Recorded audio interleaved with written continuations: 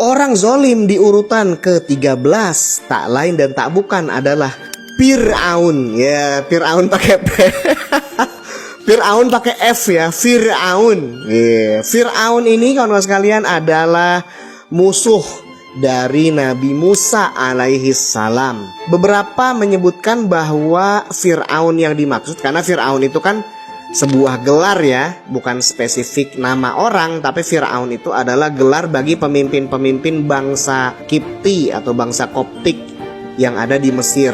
Nah, Fir'aun yang mana nih yang menjadi musuhnya Nabi Musa alaihissalam? Nah, beberapa sumber menyatakan bahwa Fir'aun yang menjadi musuhnya Nabi Musa alaihissalam itu adalah Ramses yang kedua. Ramses kedua atau Fir'aun ini adalah orang yang bukan hanya kafir kepada Allah Subhanahu wa Ta'ala, tetapi dia juga menobatkan dirinya sebagai dewa, sebagai Tuhan. Dia kemudian memerintahkan orang-orangnya untuk menyembahnya.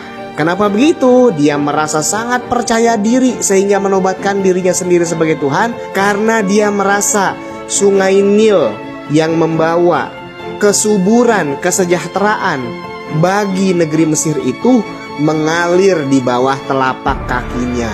Nah, karena dia merasa bahwa Sungai Nil itu mengalir karena jasa-jasanya dia, karena kekuasaannya dia. Ya padahal Sungai Nil mengalir ya udah ngalir aja.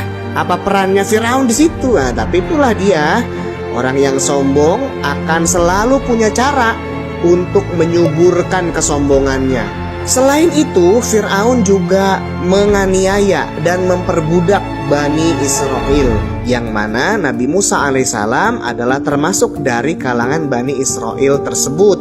Karenanya kemudian diutuslah oleh Allah Subhanahu wa Ta'ala Nabi Musa dan Nabi Harun alaihi wassalam. Kedua nabi ini kakak beradik berdakwah berhadapan langsung kepada Fir'aun, tetapi malah ditantang oleh Fir'aun dengan mendatangkan para ahli sihir, yang kemudian diadakanlah ajang duel antara Nabi Musa dan Nabi Harun alaihissalam dengan para ahli sihir tersebut. Ya tentu saja mukjizat-mukjizat Nabi Musa alaihissalam seperti tongkat beliau yang bisa berubah menjadi ular, kemudian kedua tangan beliau bisa menghamburkan cahaya putih yang amat menyilaukan, itu berhasil mengalahkan segala sihir-sihir dan buhul-buhul dari para penyihirnya Fir'aun. Ya padahal penyihir-penyihirnya Fir'aun itu kan satu kompi, ya banyak begitu ya.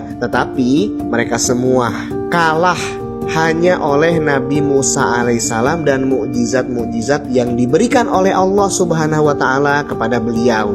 Akhirnya para penyihir tersebut pun masuk ke dalam agama Allah Subhanahu wa Ta'ala.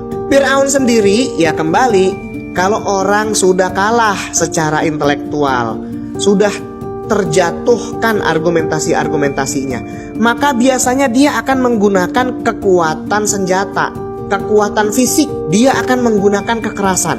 Hal itu pula lah yang dilakukan oleh Fir'aun ketika dikalahkan oleh Nabi Musa alaihissalam secara intelektual.